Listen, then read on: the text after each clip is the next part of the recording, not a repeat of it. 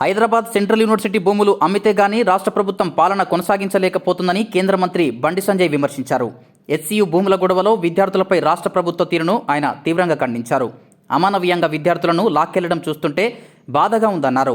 సోమవారం బీజేపీ రాష్ట్ర పార్టీ కార్యాలయంలో ఆయన మీడియాతో మాట్లాడారు. విద్యార్థులకు సంపూర్ణ మద్దతు ప్రకటించారు.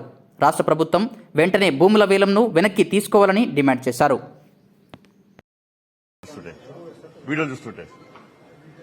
గంట గుంజుకోపోతే అమ్మాయిల పట్టుకొని గంట గుంజుకోపోతారా? ఈడ్చుకోబోతున్నారు. కనీసం మానవత్వం ముఖ్యమంత్రి గారికి కనీసం వాళ్ళ భూములు అమ్ముకుంటారు, మా భూములు ఎందుకు అమ్ముకుంటారు అని చెప్పి ప్రశ్నించే ప్రయత్నం చేస్తే మీరు దొంగతనం లెక్క అర్ధరాత్రి దొంగ లెక్క జేసీబీలను 10 జేసీబీలు తీసుకుపోయి రాత్రి మొత్తం విద్యార్థుల యూనివర్సిటీకి పోయి మీరు ఏ అధికారంతో మీరు పోతున్నారు?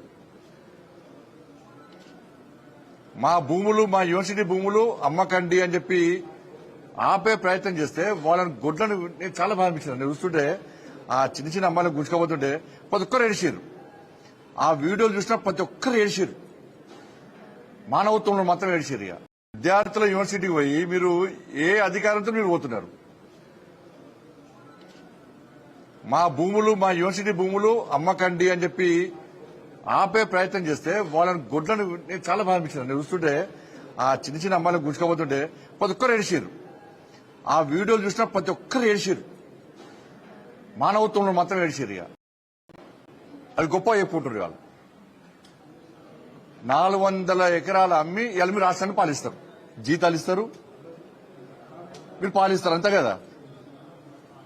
ఎస్సీ భూములు అమ్మకుంటే ఇక పాలించే స్థితిలో లేదు తెలంగాణ రాష్ట్ర తెలంగాణలో కాంగ్రెస్ పార్టీ ప్రభుత్వం. ఎస్సీ భూములు అమ్మకుంటే తెలంగాణ రాష్ట్రాన్ని పాలించే స్థితిలో కాంగ్రెస్ ప్రభుత్వం లేదు. ఈ నెల గడవాలంటే ఎస్సీ భూములు అమ్మాలే, 1000 కోట్లు సంపాదించాలి, 50,000 కోట్ల దాకా సంపాదించుకోవాలి. ఈ నెల 40 రోజులు తెలంగాణ రాష్ట్రాన్ని పాలించాలి. నెక్స్ట్ మళ్ళీ ఇంకో భూములు అమ్మాలి. అంటే రాబోయే తరాలకు ఒక గజం జాగ కూడా ఉంచే పరిస్థితిలో కాంగ్రెస్ పార్టీ ప్రభుత్వం లేదు. గజం జాగ ఉండదు రాబోయే తరాలకు. అన్నం వేస్తారు. ఇక అంటే ఏవీవీపీ కార్యకర్తలను అడ్డుకుంటే ఆందోళన చేస్తే రాత్రి ఎత్తుకపోయారు, పోలీస్ స్టేషన్ లోపల కొట్టారు. ఏవీవీపీ కార్యకర్తలు 3 పోలీస్ స్టేషన్ లోపల కొట్టారు. ఒక కార్యకర్తను రాత్రి కూడా వదిలిపెట్టలే. అర్ధరాత్రి కొంతమంది వదిలిపెట్టారు, ఇంకో 2 కార్యకర్తలు రాత్రి కూడా వదిలిపెట్టలే. ఇంత ఘోరమైన అరాచకమా? బీఆర్ఎస్ పార్టీ కంటే ఎక్కువ అరాచకం ఈ కాంగ్రెస్ పార్టీలో.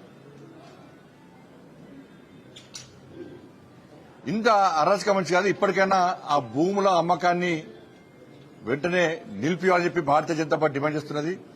ఎవరైతే విద్యార్థుల మీద లాఠీచార్జ్ చేశారో, విద్యార్థులు కొట్టారో ఆ పోలీస్ అధికారులుగా చర్య తీసుకోవాలి. ఫస్ట్ యాక్షన్ తీసుకోండి. మీరు విచారణ జరపాలి. మీరు హోమ్ మినిస్టర్ గానే చెప్తున్నాను. నేను మాకు విచారణ జరిపే అధికారం లేదు కాబట్టి మీకు చెప్తున్నాను. నేను ఇలా విద్యా కమిషన్ వేసారు, అర్బన్ నక్సల్ తీసుకొచ్చి విద్యా కమిషన్ వేసారు. మరి ఎడవేరు మీ నోర్లు ఎవడమైనాయి? మిమ్మల్ని విద్యా కమిషన్ చైర్మన్లుగా మెంబర్లుగా కాంగ్రెస్ పార్టీ ప్రభుత్వం వేసింది కదా.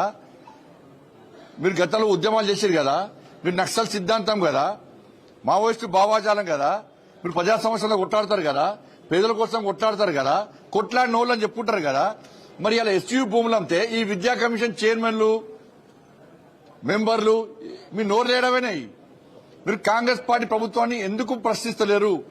మీరు ప్రశ్నిస్తలేరు అంటే ఎస్సీ భూములను మీరు సమర్థిస్తున్నట్టే. కమ్యూనిస్టు భావాజాలను మీరు అందరూ కూడా సమర్థిస్తున్నట్టే. మీరు భూములు అమ్ముకోండి అని కాంగ్రెస్ పార్టీ కానీ అమ్ముకునే విధంగా స్వేచ్ఛనిస్తున్నట్టే. వాళ్ళ కంచి వీళ్ళు కమిషన్ తీసుకుంటారు. వీళ్ళు వాటా వీళ్ళకి వస్తుంది. ఏ రకమైన మీ కమిషన్ చైర్మన్ అండి? మీరు ఉద్యమకారులు కదా. కానీ వెంటనే ప్రభుత్వం తన నిర్ణయాన్ని ఉపసంహరించుకోవాలని చెప్పి భారతీయ జనతా పార్టీ డిమాండ్ చేస్తున్నది.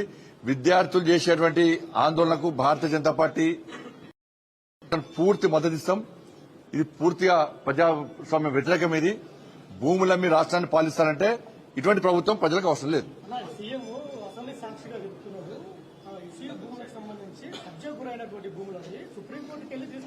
అరే నువ్వు నమ్మడానికి ప్రభుత్వం భూములు అమ్మని అది అమ్ముతావా? ఏ అభివృద్ధి కోసం అమ్ముతావా? అంటే అమ్మి పాలిస్తావా? నువ్వేం పాలించేది? కేఏ పాలకు రాష్ట్రం ఇస్తే పాలిస్తాడు అమ్మి ఏమంటే అమ్మి పాలించమంటే నువ్వు పాలించేది ఏంది అంటున్నా. నువ్వు తెలంగాణ రాష్ట్రం అప్పుల పాలనే చెప్పని చెప్తేవి. నువ్వు ఎన్నికల ముందు ప్రచారం చేయనిస్తేవి. అప్పులో ఉన్నటువంటి తెలంగాణ రాష్ట్రాన్ని కాపాడుకుంటాం, తెలంగాణ రాష్ట్రాన్ని పాలిస్తామని చెప్పి 6 గ్యారెంటీలు 420 హామీలు ఇస్తేవి. అప్పుల విషయం ముందే తెలుసు. మళ్ళీ ఇప్పుడు ఎందుకు అమ్ముతావు భూములు? చెప్పండి. అప్పుడే మేము భూములు అమ్ముతాం, ప్రజల ఆస్తులు అమ్ముతాం, అమ్మి రాష్ట్రాన్ని పాలిస్తాం ముందు చెప్తే 1 కోటి పడకపోతుండే, 1 సీట్ రాకపోతుండే నీకు ముందు ఎందుకు చెప్పాడు ఎన్నికల ముందు?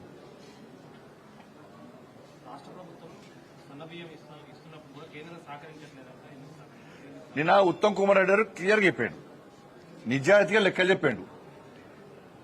మొన్నటి వరకు కూడా 10,000 కోట్ల రూపాయలు మేము ప్రతి సంవత్సరం ఖర్చు పెడుతున్నాం ఈ బియ్యం కోసమని. ఒక్కొక్క కిలోకు 40 రూపాయలు ఖర్చు పెడుతున్నాం ఒక్కొక్క కిలోకు బియ్యం కోసం అని చెప్పి అన్నారు. నేనేమంటున్నా అంటే ఈ 5 కిలోల బియ్యము కేంద్రం ఇస్తుందా రాష్ట్ర ప్రభుత్వం ఇస్తుందా స్పష్టం చేయాలి. ఈ 10,000 రూపాయలు కేంద్ర ప్రభుత్వం 10,000 కోట్ల రూపాయలు ఈ 10,000 కోట్ల రూపాయలు కేంద్ర ప్రభుత్వం ఇస్తుందా రాష్ట్ర ప్రభుత్వం ఖర్చు పెడుతుందా స్పష్టం చేయాలి. కిలోకు 40 రూపాయలు కేంద్ర ప్రభుత్వం భరిస్తుందా రాష్ట్ర ప్రభుత్వం భరిస్తుందా స్పష్టం చేయాలి. మీరు పెడతలేము, కేంద్రం పెడతలేదు, రాష్ట్ర ప్రభుత్వం పెడుతుందంటేనే దాన్ని ప్రూవ్ చేస్తాను నేను. అరే 10,000 కోట్ల రూపాయలు సంవత్సరానికి ఖర్చు పెట్టేది కేంద్ర ప్రభుత్వం, నరేంద్ర మోడీ గారి ప్రభుత్వం. కిలోకు 40 రూపాయలు ఖర్చు పెట్టేది నరేంద్ర మోడీ గారి ప్రభుత్వం.